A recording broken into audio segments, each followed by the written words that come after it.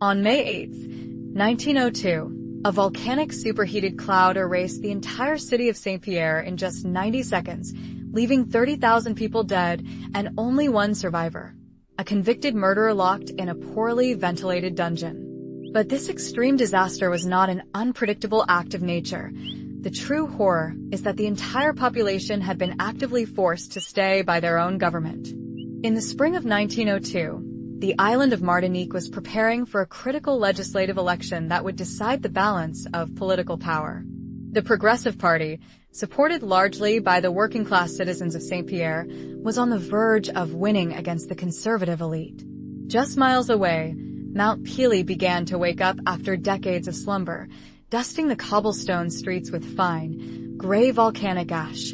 As the sulfur fumes grew thick enough to choke horses in the street, terrified citizens packed their bags to flee to the neighboring city of Fort-de-France. But the ruling governor, Louis Moutet, realized that if the people of St. Pierre fled, the upcoming election could not take place, handily delivering victory to his rivals. To prevent a mass evacuation, the governor deployed armed soldiers to block the roads leading out of the city. He then commissioned a scientific commission, which conveniently declared that Mount Pelee posed absolutely no danger to the city. The local newspaper, heavily influenced by government interests, printed reassuring articles urging everyone to remain calm and stay put. To prove his own confidence in the safety of the city, Governor Moutet even brought his own family to stay in St. Pierre. Meanwhile, nature was sending terrifying warnings that the government chose to actively ignore.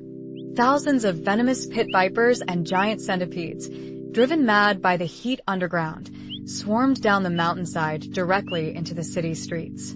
The invasion of angry vipers bit dozens of animals and citizens, causing widespread panic that the military struggled to contain. On May 5th, a massive mudslide of boiling water and ash breached a sugar refinery nearby, burying 30 workers alive. Despite this horrific tragedy, the governor insisted that the worst had passed and that the elections must proceed on May 11th. Among the citizens of St. Pierre was Ludger Silberis, a young Afro-Caribbean laborer known for his rebellious streak and frequent brawls. On the night of May 7th, Silberis got into a violent drunken fight and was arrested for assault. Because of his reputation as a repeat offender, the guards threw him into the deepest, most secure cell in the city's jail.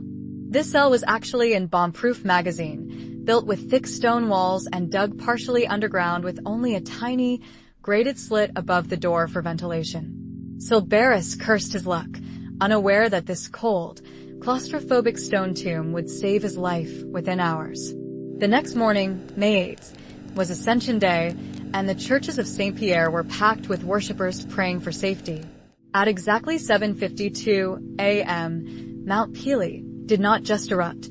The side of the mountain literally ripped open. A pyroclastic flow, a superheated avalanche of gas, ash, and rock traveling at over 300 miles per hour, raced towards St. Pierre.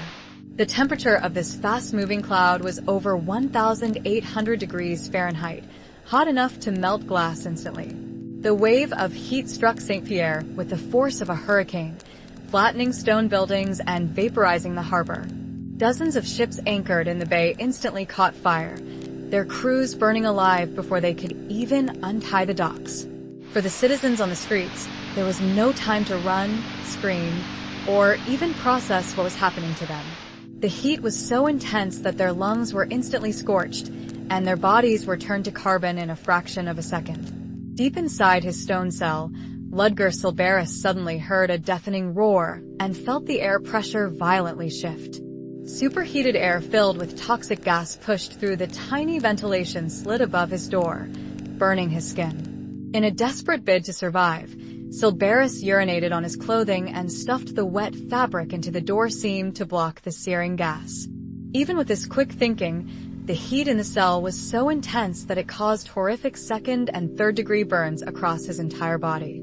For 4 agonizing days, Silberis lay in complete darkness, listening to the absolute silence of a city that had ceased to exist.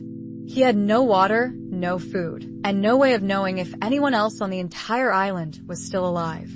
On May 12th, A rescue party searching the smoking ruins of St. Pierre heard his weak cries coming from beneath the rubble.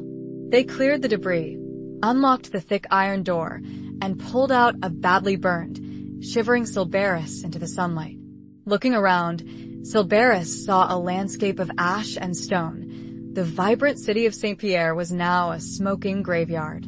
Because of his miraculous survival, the local authorities pardoned him of his crimes, and he quickly became a global celebrity. He joined Barnum and Bailey Circus, traveling the world as the famous lone survivor of the world's worst volcanic disaster. The tragedy of St. Pierre remains a chilling reminder that nature's fury is deadly, but human political hubris and greed are often the real killers.